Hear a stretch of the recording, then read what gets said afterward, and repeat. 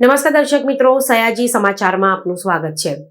દર્શક મિત્રો, જે વકીલોએ નોટરી માટે એપ્લાય કર્યું હોય અને ભારત સરકાર દ્વારા જે વકીલ મિત્રોને નોટરી આપવામાં આવી છે અને તેના પ્રોસિજર માટે બાર કાઉન્સિલ ઓફ ગુજરાતમાંથી એક એનઓસી લેવું પડતું હોય છે, ત્યારે તે એનઓસીની કાર્યવાહી માટે આજે વડોદરા વકીલ મંડળ દ્વારા તે કાર્યવાહી કરવામાં આવી। અંદાજે 500થી વધુ લોકોએ આજે નોટરી સંદર્ભે દિવાળીપુરા કોર્ટ સંકુલ ખાતેથી એનઓસી મેળવી હતી। આ કામગીરી દરમિયાન બરોડા બાર એસોસિએશનના હોદ્દેદારો ઉપસ્થિત રહ્યા હતા।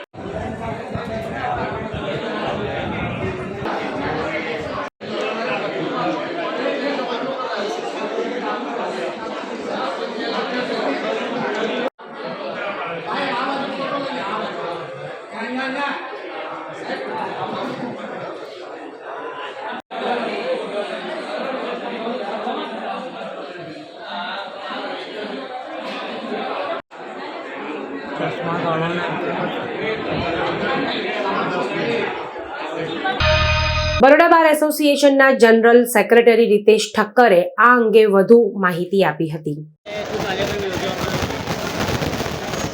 ભારત સરકાર દ્વારા ગુજરાતના તમામ જેટલા પણ વકીલશ્રીઓએ નોટરી માટે એપ્લાય કર્યું હતું એ તમામને ભારત સરકારે નોટરી આપી છે, જેના અનુસંધાને પ્રોસિજરમાં બાર કાઉન્સિલ ઓફ ગુજરાત તરફથી એક એનઓસી લેવાની હોય છે, જે એનઓસીની કાર્યવાહી વડોદરા વકીલ મંડળ દ્વારા અમે કરેલ છે અને એમાં અમારી સાથે અમારા ઉપપ્રમુખ ધર્મેશભાઈ, નિમિષાબેન ધોત્રે, રવિરાજભાઈ ગાયકવાડ તેમજ કમિટીના તમામ સભ્યો અમારી સાથે રહીને કામગીરી કરેલ છે।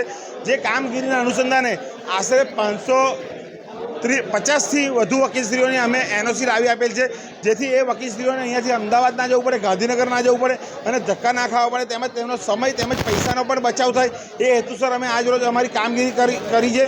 અમારા ઇલેક્શન દરમિયાન અમે જે કંઈ વકીલો માટે કામગીરી કરવા માંગતા હોઈએ છીએ તમામ કામગીરી અમે પરિપૂર્ણ કરીએ છીએ।